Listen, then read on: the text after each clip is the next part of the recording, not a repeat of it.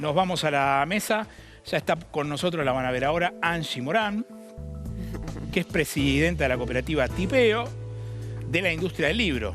Exactamente. Bienvenida, Angie, ¿cómo estás? Hola, buenas noches, muy bien. Bueno, me imagino que estarás escuchando todo el tiempo sobre el ajuste de Milei y la preocupación del Milei, que vos tendrás las tuyas más vinculadas a estas cuestiones domésticas, pero además las tenés vinculadas a tu actividad. Exacto. Para explicarle al que no sabe nada del impacto, porque el DNU es complejo, la ley es compleja, son muchísimos artículos, hemos visto personalidades de la cultura, un ratito vamos a compartir cortes de video hablando, pero el que no sabe nada, ¿qué se le explica? ¿El DNU de Milei en qué perjudica en este caso la industria del libro? Y lo que se está intentando en este momento es derogar en realidad una ley que es conocida como la ley del libro, pero en realidad es la ley de defensa de la actividad librera, que un poco lo que regula o lo que establece es que los libros tengan un precio único de venta al público en todos sus puntos de venta, ¿no? Esto no es importante aclarar que no le lleva ningún tipo de costo al Estado, ¿no? Es simplemente como una regla de juego en donde da lo mismo que vos compres un libro en un shopping o en una librería de barrio, claro, ¿no? Como lo que cambia la competitividad en realidad es la cercanía o encontrarte con un librero o librera que te venda ese libro. Claro, justamente lo que no se puede es hacer descuentos. Ah, mira, ¿no? Está bueno, claro. O sea, el libro si vale, por ejemplo, un libro X, si vale 100 pesos, bueno, hoy no, pero 100 pesos. Si vale 10.000 pesos, que es lo que valen 10.000 y pico de pesos. Lo que valen los libros valen lo mismo en todos lados. Vale lo mismo en todos lados. Y esto en realidad lo que fomenta justamente es la competitividad, ¿no? Como que cada espacio, cada librería pueda hacer sus propias propuestas culturales o de otros tipos que no sean a través de descuentos para vender esos libros. Y hay algo importante que es que a partir de que surgió esta ley en el año 2002, creció muchísimo la industria del libro. Y está bueno que la gente conozca que la industria del libro es una industria que genera mucho trabajo. Hasta el momento de la ley, ¿cómo era la situación? O sea, si vos tenías una librería y yo tenía otra, queríamos vender un libro X, lo vendíamos al precio que queríamos. Claro, exacto. Y lo que generaba era que las grandes cadenas que tuvieran más espalda económica pudieran comprar libros en mucha cantidad, menor costo, y venderlo al precio que quisieran, ¿no? Entonces, si vos eras una librería muy chiquita, no podías capaz acceder a esos descuentos o a esas compras así o si comprabas supermayoristas. más en volumen, lo podías vender a un precio más barato. Claro, entonces eso ahoga un poco a las librerías de barrio. Y en realidad la librería es el último eslabón del libro, ¿no? Porque por detrás de eso, la librería es el momento en donde el libro ya está listo y se vende al lector o a la lectora. Pero antes de todo eso hay una larga cadena que involucra a un montón de trabajadores y la industria del libro genera mucho trabajo. Y hay mucho trabajo especializado, además de las impresas en donde se imprimen los libros.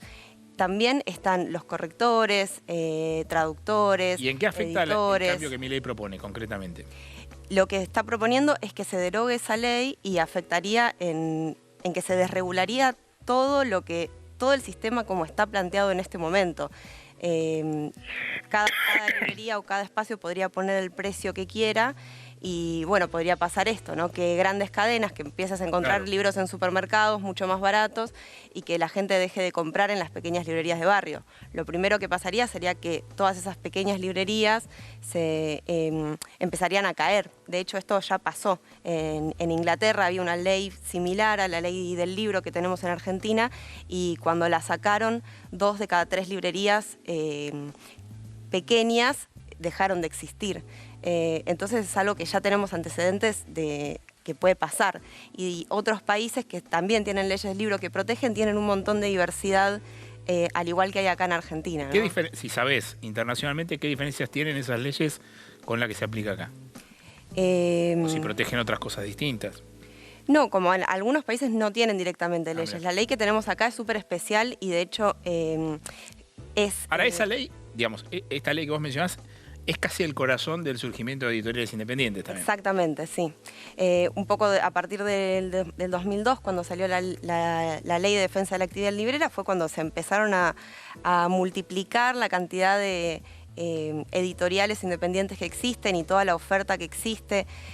hoy en día, que es muchísima, ¿no? Como es realmente muy vasta y muy diversa, ¿no? En el mundo del libro hablamos de la bibliodiversidad, como que hay una gran diversidad de libros y de contenidos que puedes encontrar.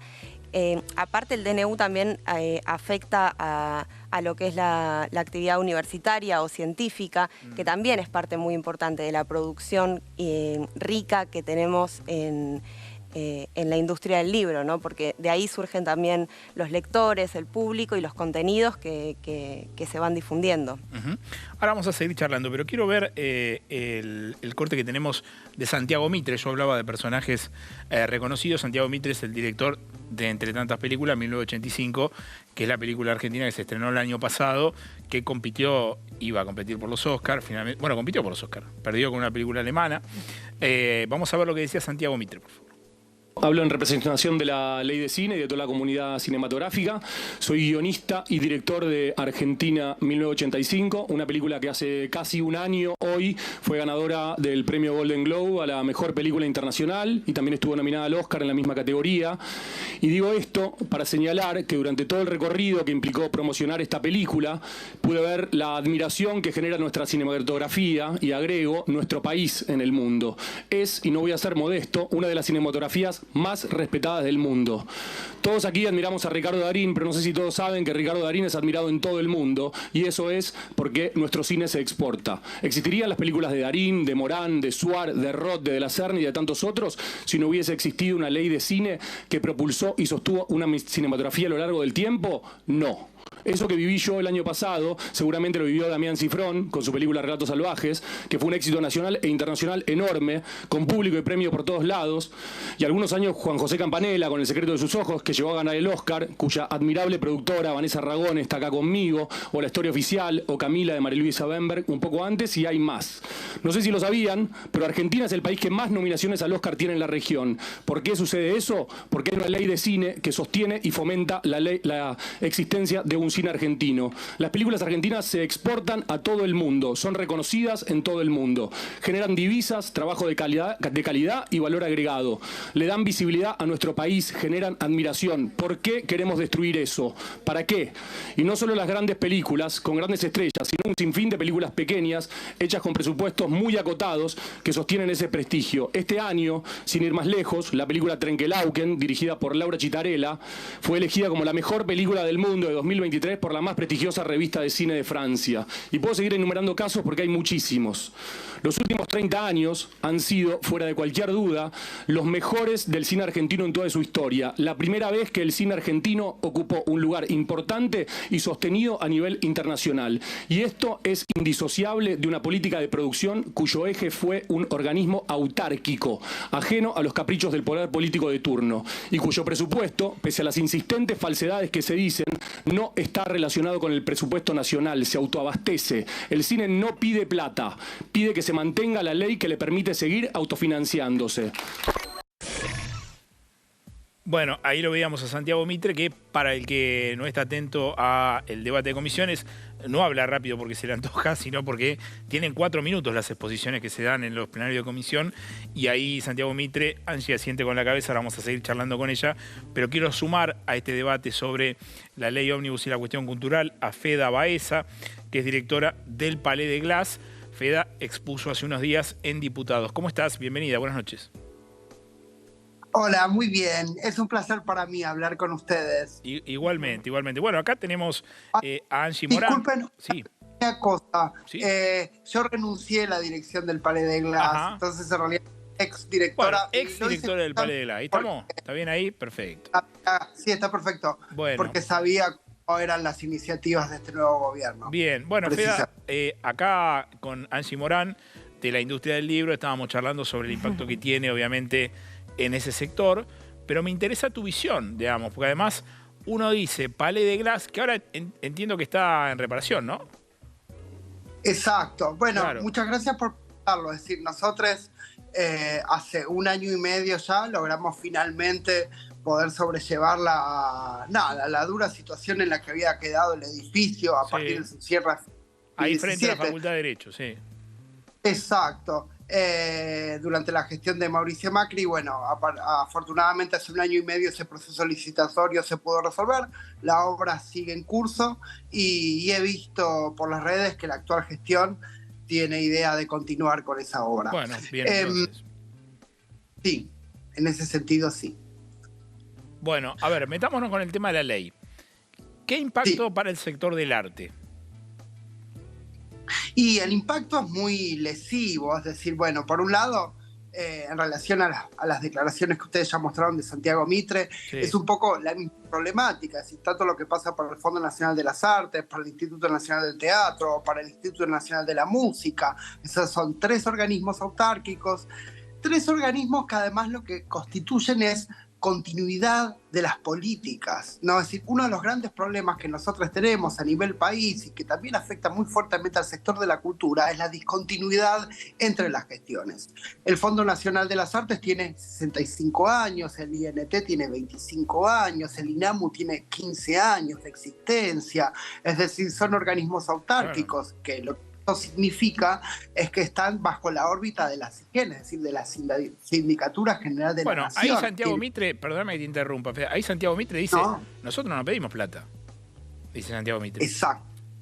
Esas instituciones, estas 3 que yo menciono, del mismo modo del Inca, se autofinancian. Es decir, el Fondo Nacional de las Artes se autofinancia con lo que se conoce como el dominio público pagante. El dominio público pagante son una serie de recursos que se generan con los derechos de autor de obras que ya cesaron sus copyrights, es decir, dependiendo de las disciplinas, a partir de los 70 años, esas obras ya no reciben, es decir, los herederos no reciben esos recursos de propiedad intelectual, y esos recursos que han formado el campo del arte en otros momentos de su historia financian a los artistas del presente. Entonces, un poco el espíritu del fondo, que es una institución generada en 1958, y que además ha sido replicada en otros países, ¿no? Un poco como lo que comentaba Angie para pensar en otras situaciones, ¿no? Es decir, en Estados Unidos se generó un Fondo Nacional de las Artes con el mismo procedimiento recaudatorio, que es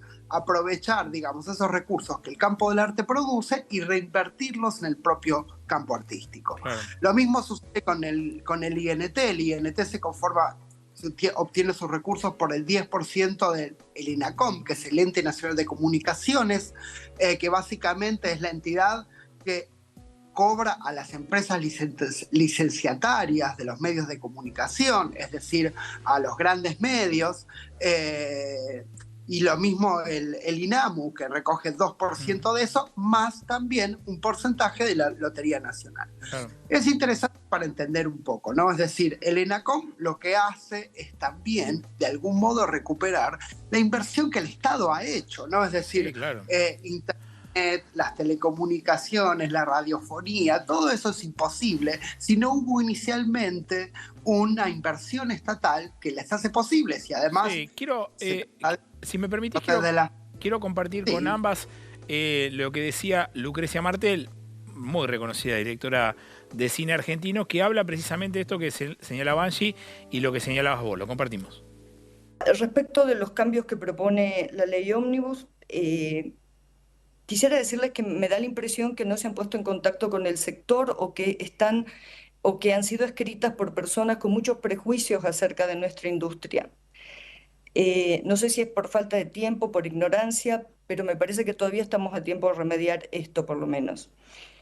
Si continuamos con estas ideas que se proponen en la ley Ómnibus, indudablemente se va a impedir lo que con mucho esfuerzo hemos estado logrando la gente de cine, que es participar en uno de los mercados más competitivos y que crece exponencialmente. Sugiero entonces, como han sugerido mis otros colegas, que por favor dejemos esta discusión, por lo menos las leyes atañentes al cine, dejémosla para un momento en donde el gobierno se haya realmente interiorizado de cómo funciona la industria del cine nacional y pueda comprender qué es lo que necesitamos para impulsarla, para desarrollarla, y no estas improvisadas normas con las que nos ofrecen en la ley Ómnibus. Jamás podrían nuestras empresas de cine haber salido a buscar fondos internacionales sin la existencia del INCA, que organiza gestiones internacionales, cuestiones bilaterales, que permite ordenar nuestra actividad. Ahí estaba Lucrecia Martel. Angie, y lo compartimos con las dos, obviamente vos asentías con la cabeza. A mí al menos, yo les cuento, obviamente no soy un periodista económico, más político, todos los sectores que están tocados por la ley dicen lo mismo que dice Lucrecia Martel. Es una ley que está redactada por gente que evidentemente no conoce ninguno de los sectores. Vos asentías con la cabeza. Sí, tal cual. De hecho, hay una gran aceptación y muy generalizada con respecto a la ley del libro y la ley de defensa de actividad librera en todo el sector. Librerías, editoriales, todos estamos de acuerdo en que es una regla de juego que permite que exista la bibliodiversidad y que exista la cantidad de libros y de contenidos, porque el libro, además de ser un producto, también es un hecho cultural y simbólico que también se exporta, o sea, que también trae divisas. ¿Cuánta gente aproximada hay en la industria del libro trabajando? No tendría el número exacto, pero es muchísimo, porque un libro está realizado, para empezar, el escritor o la escritora, después un corrector, un editor, después tenés un ilustrador para la tapa, un diseñador. Es muchísima la gente que trabaja en un solo libro. Después viene toda la parte también de la imprenta, de los gráficos. Es muchísima gente, muchísima y muy especializada también, ¿no? Gente que escribe prólogos, no sé, hay de todo, sí, realmente. Una industria como cualquier otra. Claro, y con algo muy especializado y que también genera, además de un producto, no es solamente un producto como si fuera un vaso, es también un producto simbólico que se exporta y que genera cultura. Por eso también es parte esta ley de todo lo que es la cultura argentina y que hace a nuestro país también. Ahora, recién, Feda, te veíamos ahí exponiendo. Me da curiosidad preguntarte ¿qué percibiste vos en el ambiente mientras hablabas?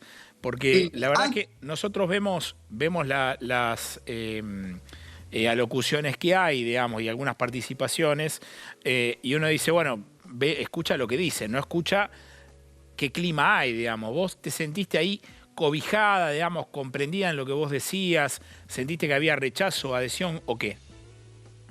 No, a ver, varias cuestiones. Por un lado, es muy difícil poder exponer sobre temas tan distintos durante 8 horas de exhibiciones. El tiempo real de cada exhibición es de 7 minutos. A los 4 minutos promediando. Bien aclarado. Pero la verdad, es decir, exponer sobre cuestiones técnicamente complejas durante 7 minutos, de un modo continuo, durante 8 horas, durante varios días, la verdad es que es un modo de exponer complejo.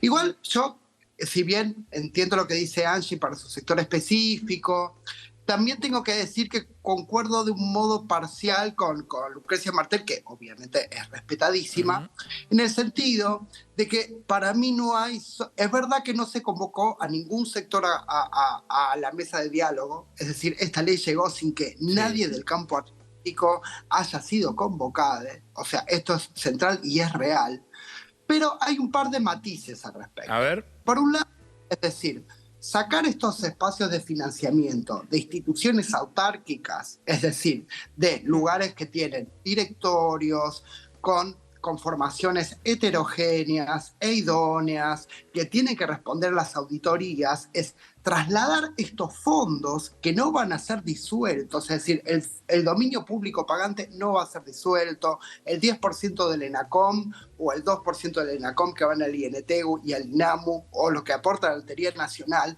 no van a ser disueltos, van a ser reabsorbidos, como dijo Leonardo Cifeli, secretario de Cultura, en programas específicos dentro de su secretaría. ¿Esto qué significa? Que la Secretaría de Cultura va a apropiarse de estos recursos administrados por instituciones autárquicas para enviarlos a espacios totalmente opaces, poco transparentes y sin participación democrática. Entonces, acá no solo hay desconocimiento, acá hay intencionalidad. Ah, eso es interesante. Se habló poco de esto que decís, ¿eh? Es la primera vez que lo escucho.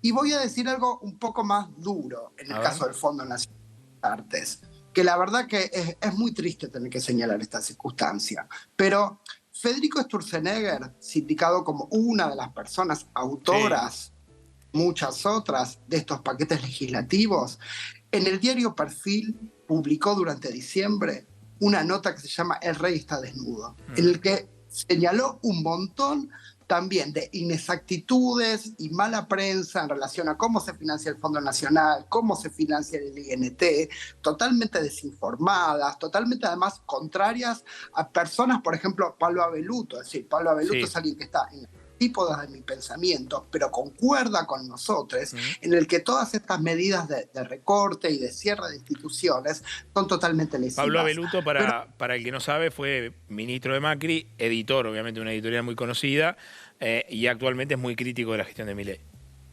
Bueno, acá hay una situación muy compleja también de señalar. Es decir, Sturzenegger no habló del Fondo Nacional de las Artes por azar. Es decir, su pareja Josefina Rouillet fue gerenta del Fondo Nacional de las Artes en el 2017 y fue denunciada por pagar 10 pasajes a la Feria de Arco en Madrid y no señalarlo en el boletín oficial, cosa que le valió una imputación. Mirá. En los tribunales. Entonces, o sea, vos ves atrás de esta situación, no ves solamente un ajuste, sino también una tendencia a un negocio. Exacto. Hay una tendencia a que la Secretaría de Cultura se apropie de estos fondos para manejarlos con otros objetivos que no conocemos y que no vamos a tener modo de controlar. Y por otro lado, hay personajes con nombre y apellido que han sido justamente personas que han incurrido en irregularidades en algunas de estas instituciones. Entonces, esta situación es particularmente grave también. Claro. Ahora, Feda, te vuelvo a la pregunta inicial, que era, ¿qué sensación te llevaste de ahí, digamos? ¿Qué viste mientras exponías? ¿Sentiste apoyo? ¿Sentiste solamente apoyo de el partido, en este caso, si querés, el Frente de Todos, Frente para la Victoria, como se llame ahora, que es el que más en contra está, o de la izquierda, y del resto no? ¿Qué viste ahí? ¿O había matices? No, la verdad es que hay matices. Sí. Yo creo que hay varios diputados que realmente están considerando y ojalá no se dejen de presionar y puedan, es decir, a mí me han felicitado, me han aplaudido, he sentido que fui escuchada. El tema es que el contexto en el que esto se hace, que son esas instancias en las que además previamente no se convocó al campo artístico, insisto, ¿no? Exposiciones de 7 minutos sobre temas complejísimos, súper amplios, además totalmente entremezclados. No es que hubo una serie de días para hablar, por ejemplo, del capítulo de cultura y otra serie de días para hablar de otros aspectos. No, esto está absolutamente mezclado. Y también hay algo importante señalar, que si bien se derogue el capítulo de cultura, la ley Ómnibus tiene otro artículo que señala que le da potestad al Poder Ejecutivo de disolver cualquier institución autárquica sin acuerdo del Congreso. Entonces, si ese artículo tampoco, digamos, sale de la ley, estamos en el mismo peligro igual, porque desgraciadamente la ley tiene muchos modos de tratar de conseguir el mismo objetivo. Angie, te pregunto, y también la hago extensiva a Feda, ayer hubo una reunión, yo le decía al principio del programa, donde se negociaron algunos puntos de la ley con la oposición más Milei friendly, si querés. Entre estos puntos no estaba esto, o sea, nada del capítulo cultural. O sea, ¿ustedes le ven chances a esto de zafar de la guillotina? ¿Hay alguna expectativa sobre esto?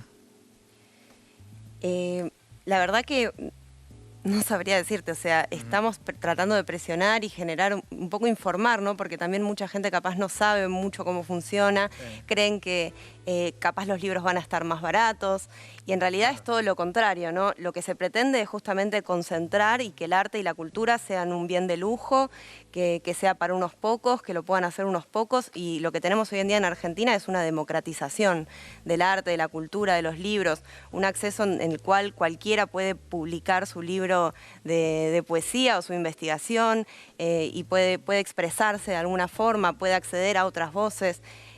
Lo que se pretende es que eso deje de existir de alguna manera. Hay un ataque ahí cultural. Entonces, lo que estamos buscando es un poco concientizar acerca de esto para poder presionar para que saquen todos estos puntos de la ley Ómnibus y el DNU y que no se deroguen. Feda, hay como una mercantilización del asunto cultural, digamos. El fondo de la cuestión es ese. Sí, lo que dice Angie es clave, es decir, un campo cultural amplio, interesante, emocionante, es también un poco el reflejo de una sociedad justa. Es decir, por más que quiten el capítulo sobre cultura y todas estas instituciones sigan funcionando, si los procesos de concentración de riqueza son tan altos y pues generan un nivel de desigualdad tan fuerte, va a ser imposible que hoy alguien que por sus condiciones socioeconómicas, sus identidades de género o su pertenencia territorial, es decir, sueñe con ser artista. Y esto es algo que me parece que es central sostener, es decir, las escenas culturales amplias y vigorosas tienen que ver con sociedades que también son justas. Claro. En ese punto, ese proceso de democratización de la cultura es central.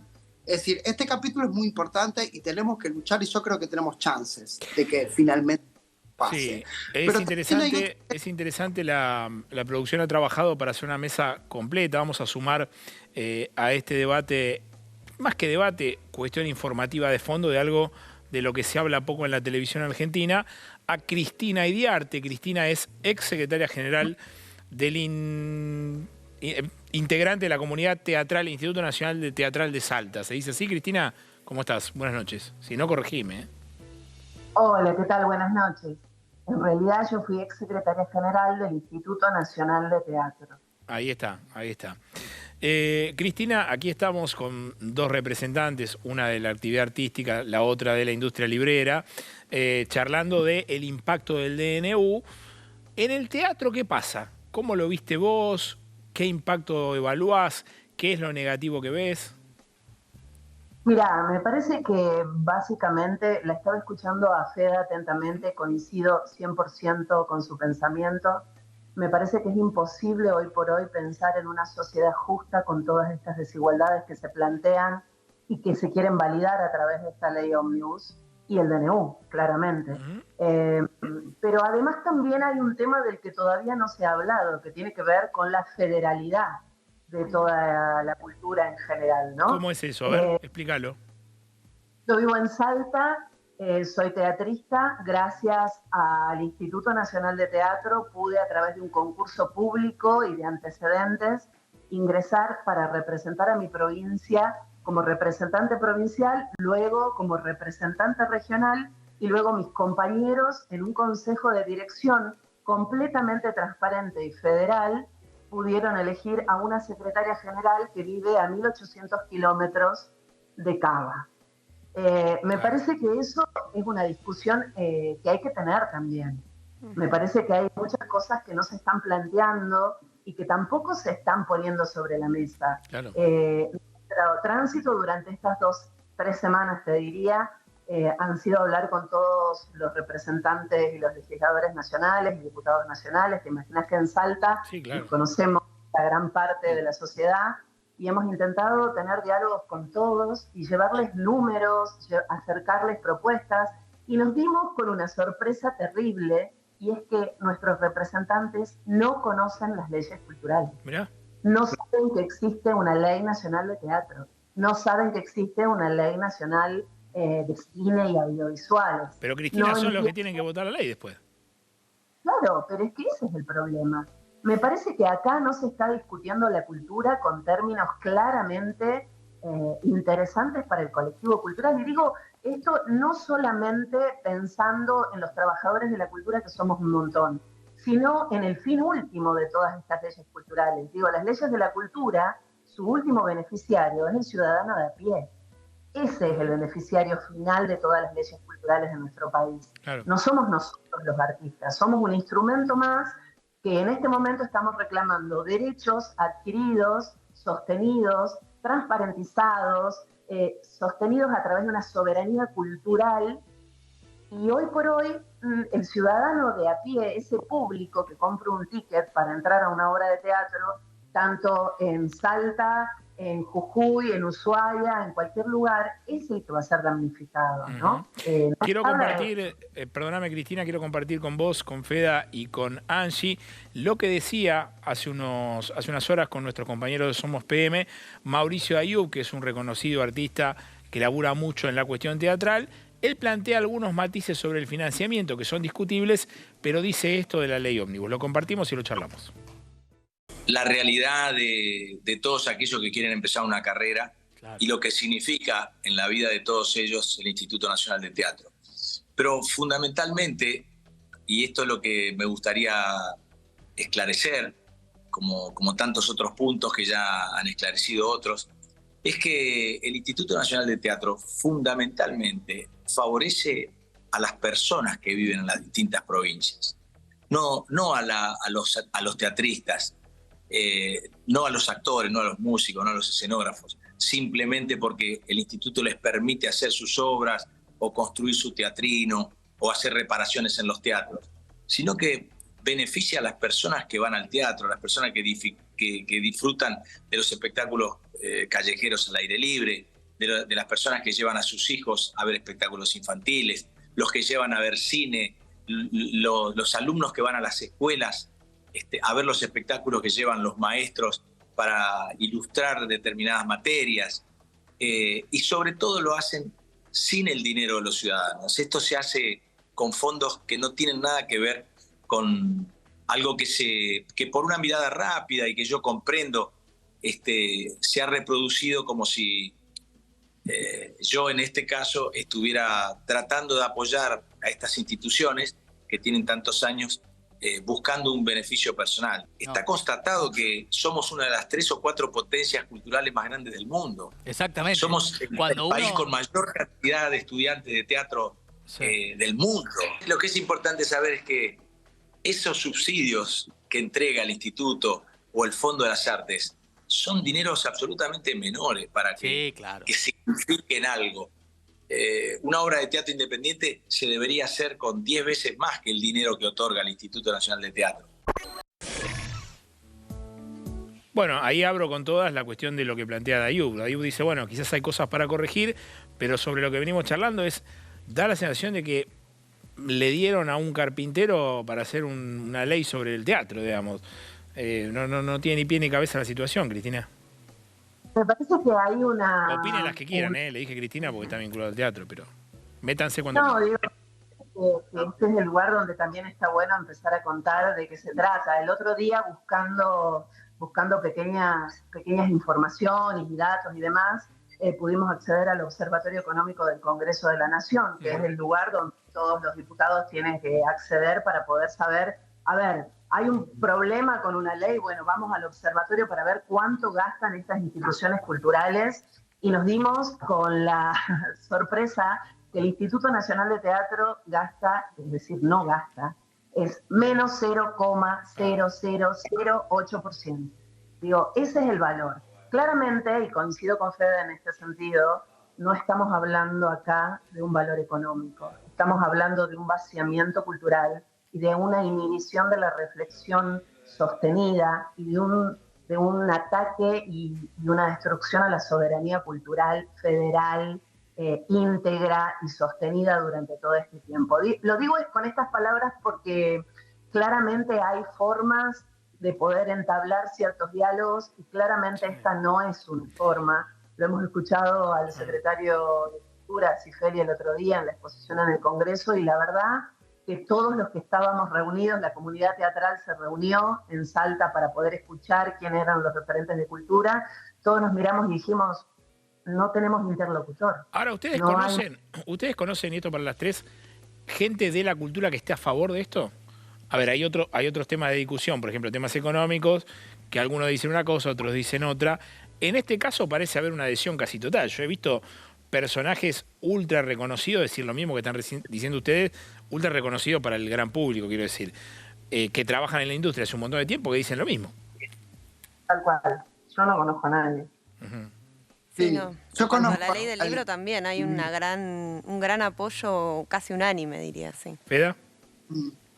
No, a ver, a veces en el sector de las artes visuales puede haber algunos intereses contrapuestos porque la mecánica del mercado del arte tiene distintas lógicas, distintas que otras disciplinas. Pero a mí me gustaría volver un poco a lo que dijo Cristina recién, que es central.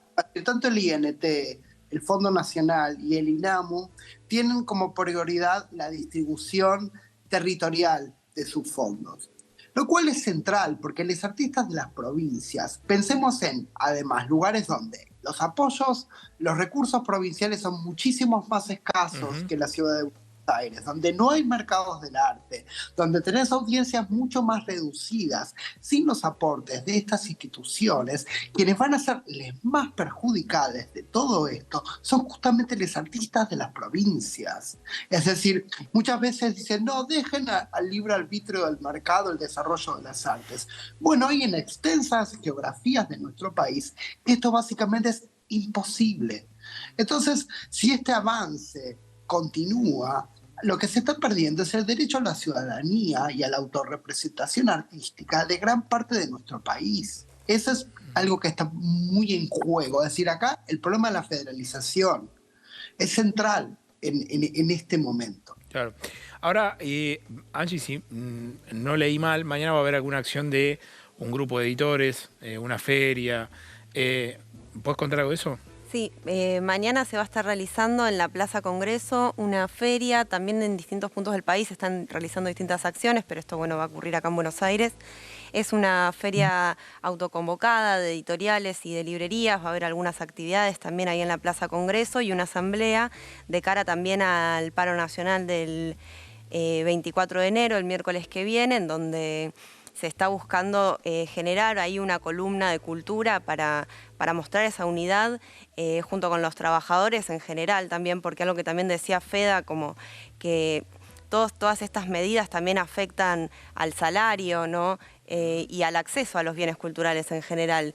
Y un poco la idea es mostrar, además de que estamos en contra de todas estas derogaciones, también estamos en contra de todo el DNU en general, por una cuestión de que afecta a la vida y a la calidad de vida de la población entera, y claramente no va a poder haber acceso a un libro o a una obra de teatro si no alcanza el sueldo o si no hay salud. Ahora, Cristina y Feda, más allá de esta acción en la calle que menciona Angie, yo al menos, está bien, no estoy en la industria, pero sí, obviamente, laburando en periodismo todo el día, no he visto grandes acciones promocionales, si querés, contra el DNU de sectores de la cultura. ¿Tiene que haber más de eso?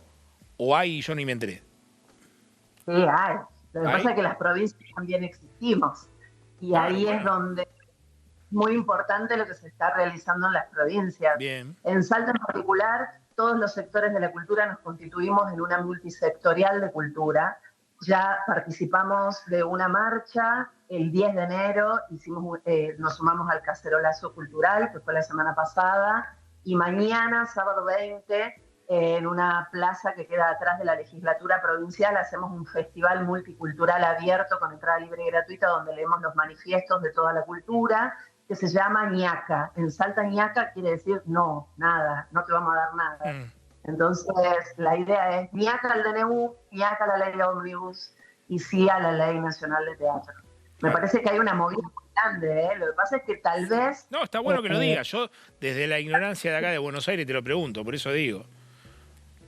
Sí, me parece que todo el país cultural se está movilizando de formas muy organizadas. Me parece que la comunidad ha entendido que la única salida de esto es colectiva y a través de la comunidad organizada, y por eso también es que adherimos al paro del miércoles 24, nos hemos encolumnado además atrás de la CGT Salta, así que vamos a estar todos apoyando en esta instancia. Feda, ¿asentías? Sí, exacto, como dice Cristina, en el cacerolazo del apagón cultural de la semana pasada fue muy masiva. En el caso del Fondo Nacional de las Artes hubo un abrazo que se dio, hubo solicitadas de casi todos los grupos, desde artistas autoconvocados, curadores en diálogo, nosotros proponemos, es decir, muchísimas que se han manifestado, han escrito textos, gestores y artistas de todos los espectros ideológicos están apoyando esto, es decir, prácticamente todos los directores de los museos, los trabajadores de los museos están absolutamente todos agrupados. Solo vale ir frente al Kirchner y encontrar cómo el monumento de Juana Zurduy está su base toda rodeada, digamos, dando en la oposición de todos los trabajadores del campo cultural frente a estas medidas. Para ser justo, Entonces, sí, para ser justo te interrumpo, Feda, quisiera compartir 2 tapes de 2 referentes políticos que habitualmente no son tan críticos del gobierno de Milei, pero en este caso sí, que son Martín Tetaz. Primero vamos a Martín Tetaz y después vamos a ver a Luis Brandoni, que también habló de este tema. Lo vemos. No, nosotros le pedimos particularmente al gobierno que el artículo 350, por ejemplo, pero hay otros artículos que son linderos a ese 350, sea revisado, ¿no? Entonces ahí tenés tenés algunas organizaciones que uno puede discutir cuán competitivas son y decir, bueno, acá no corresponde que haya un monopolio, puede haber competencia para la gestión de algunos derechos, pero por ejemplo, la sociedad de actores ha manifestado, todos los actores prácticamente de la Argentina, se llama SAGAI, para los que no lo conocen, Sí. que eso funciona bien, defendiendo los derechos de los actores, y no hay nadie que esté disconforme. Entonces, el gobierno también hay algunas cosas que tienen que ver con la reforma, que como dicen, hay una frase en inglés que usan mucho, dice, if ain't broke, don't fix it. Quiere decir, si no está roto, no lo arregles. En el último tiempo, la sucesión de hechos vinculados a la cultura que tienen que ver con, no sé, el cierre del Instituto Nacional del Teatro, la posibilidad también del cierre del Fondo Nacional de las Artes, el ajuste en el INCA, lo que pase en el Instituto Nacional de la Música, bueno, y así sigue, ¿no? Lo que pase con la Comisión de Bibliotecas Populares. ¿Puede sobrevivir la cultura a estas medidas impulsadas por el gobierno? No van a desaparecer esos organismos, no creo que desaparezcan, sería un despropósito, sobre todo el Fondo Nacional de las Artes, el Instituto Nacional de Cinematografía no puede desaparecer, no va a desaparecer, que hay cosas para ajustar, sí, desde luego que sí, el Instituto Nacional de Teatro tampoco va a desaparecer, pero también hay que ajustarlo, a ver cómo están. Pero no van a desaparecer esos organismos que hacen la cultura, no van a desaparecer. Pero sí pensás que habría que puntear un poco en qué se gasta, digamos, hoy en día. Claro, algunas cosas sí. El instituto llegó a tener 92 empleados y ahora tiene 1.200. Me parece que algo pasó en el medio, algo ¿no? pasó en el medio. Entonces yo creo que hay que ajustarlo, sí, efectivamente, pero son organismos que tienen muchos años y que han hecho una tarea que hay que reconocer, el Instituto Nacional de Cinematografía. Ahí veíamos a Tetaz y a Brandoni. Brandoni, en un modo medio negación, digamos, yo le diría a Brandoni, yo no sé si va a pasar o no va a pasar, porque la verdad que la discusión se pone cada vez más espesa. Yo no confiaría en que no va a pasar, digamos. En todo caso, para que no pase, habrá que pelear para que no pase. Si lo dejan, va a pasar, ¿o no? Sí, pero es cierto también algo que decía recién Cristina, que es que hay mucha organización y realmente está muy bien articulado todo el sistema cultural. Por ejemplo, desde Tipeo, que es una cooperativa de editoriales, lanzamos una campaña de afiches tratando de concientizar acerca de que la ley del libro nos protege a todos de alguna manera, y a todas y a todes. Y imprimimos afiches que dicen eso, con información acerca de qué es la ley del libro, y lo repartimos por las librerías de todo el país, un poco también tratando de buscar mostrar esta unión y esta articulación que existe entre editoriales y librerías a lo largo y ancho de todo el país, ¿no? Como que hay una organización y los libros y la cultura son parte de la identidad nacional y la vamos a defender hasta el final. Obviamente, a ver, aclarar una cosa, estos puntos se tienen que debatir. O sea, individualmente. O sea, cada uno de los puntos se va a debatir en el Parlamento. Lo que estábamos viendo recién, donde Feda exponía, es el plenario de comisiones, donde ahí van y hacen como una especie de... cada uno dice lo que le parece y después los que votan debaten de nuevo sobre un punto en particular. No estamos hoy ni cerca de que se apruebe eso. Aclaro eso, porque si no, parece en relación a lo que dije recién de Brandoni, que la cosa ya estuviera liquidada y no está. Sí, me extraña igual a mí la posición de Brandoni cuando habla de la cantidad de empleados de un instituto federal que tiene 24 representaciones en cada una de las provincias. Digo, 92 personas claramente no alcanzan. También habla de un desconocimiento, me parece, de lo que sucede en las provincias. Y en esto voy a remarcarlo cada vez más porque tiene mucho que ver eso. con todo lo que acaba de decir Feda de lo que sucedería en las provincias si el Instituto Nacional de Teatro no llega a estar. Nosotros en particular somos una provincia que no tiene un acceso total al teatro, digamos, que la gente muere por comprar entradas para ir a ver teatro independiente, porque lo que estamos hablando es de una cultura emergente, ¿no? Estamos hablando de una cultura completamente diferente a las grandes urbes o a los grandes espectáculos comerciales que pueden llegar a venir a Salta siempre desde un lugar más mediático. Me parece que lo que estamos hablando es parte de nuestra identidad provincial, es parte de nuestra identidad como ciudadanos, y es ahí donde está el tema. Antes de agradecerles a las tres y despedirlas, quiero empezar dándoles la chance que cuenten qué acción se viene hacia adelante. Vamos a empezar con Feda, porque la semana que viene es una semana particular. Cristina recién mencionaba la adhesión al paro nacional del 24.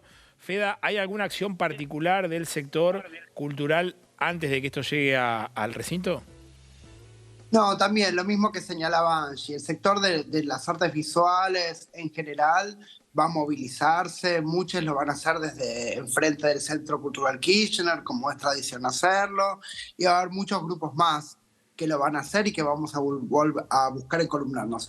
Otra vez repetir esto, es decir, si tenemos la suerte de evitar el cierre de todas estas instituciones, insistimos, eso no alcanza. Es decir, la expresión de un arte que crea ciudadanía, que empodera a la gente, que le hace pensar que es posible afrontar todas las barreras sociales y alcanzar finalmente otras imágenes de nuestra sociedad, va a quedar totalmente obturada si este patrón distributivo que nos ha sostenido como una anomalía en nuestra región es relegado. Cristina. Sí, nosotros estamos preparando la movida de mañana, el IACA Multicultural, un evento muy grande donde van a estar todas los lenguajes artísticos y demás. Vamos a asistir al paro el miércoles 24, encolumnados a través de una gran columna de cultura, de la multisectorial de cultura de Salta. Y también yo también quiero sumar un llamado a la reflexión para nosotros, sobre todo para las provincias. Es muy importante el sostén de estos institutos, primero porque no generan gasto alguno y segundo porque nos permiten tener una cultura amplia, federal, inclusiva. Bien. Angie, un último mensaje. Bien, también convocamos, mañana hay una actividad en Plaza Congreso, que es una feria del libro urgente, va a haber una asamblea. También convocamos a todos los trabajadores del libro y también a los lectores y a las personas que les gustan los libros a marchar con nosotros bajo una bandera de trabajadores del libro en la columna de cultura, y a seguir luchando, a seguir informando y continuar con esta campaña para presionar para que no saquen a la ley del libro, a la ley de defensa de la actividad librera, porque realmente necesitamos a las librerías para seguir teniendo la biodiversidad hermosa y prolífera que existe en nuestro país y que queremos que siga existiendo. Pero también coincido en que no solamente es eso lo que estamos buscando, sino que también necesitamos que haya fomentos y que se siga pensando formas para que esta industria no solo exista y sobreviva a duras penas, sino que también siga floreciendo cada vez más. Angie, Cristina y Feda, gracias a las tres. Gracias. Gracias.